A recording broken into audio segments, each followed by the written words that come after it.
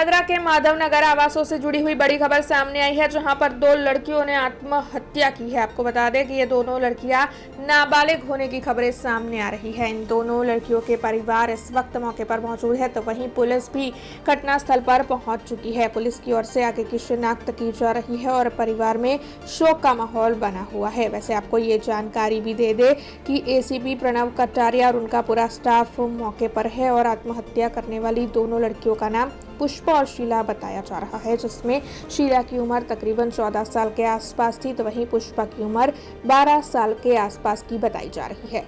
तलादरा माधवनगर विस्तार અને એમાં જે 7-8 માળના જે મકાન છે એમાં 8મા માળથી બે દીકરીઓ અજાણી પહેલાં તો શરૂઆતમાં એવું લાગ્યું કે ભાઈ આ દીકરીઓ અહીંયા રહેતી જ નથી.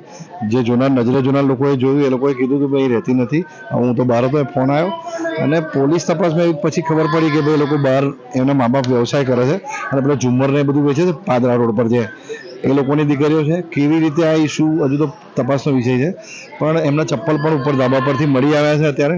અને બે દીકરીઓનું એ જ જગ્યા પર મોત થયું છે, જ્યાંથી પડી એ જ સમયે એક જ જગ્યાએ મોત થયું બંનેનું. કહી શકાય કે જે છોકરીની જે ઉંમર હશે કેટલી હતી? 15-17 વર્ષની, બંને 14-15 વર્ષની દીકરીઓ છે અને એક જ પરિવારની બેવ છે. એટલે કદાચ કોઈક ઘરની કોઈ નાની મોટી તકલીફ હોય કાં તો કંઈક થયું હોય, શંકા કુશંકા બધી જ કરી શકાય, પણ એ બધું પોલીસ તપાસમાં બહાર આવશે.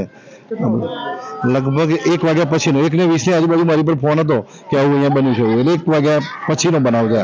अब खबरों से लगातार अपडेट रहना हुआ आसान। बीआरजी न्यूज आपके मोबाइल स्क्रीन पर आज ही बीआरजी न्यूज की mobile app Google play store और ऐप स्टोर से डाउनलोड करें और खबरों से लगातार जुड़े रहें।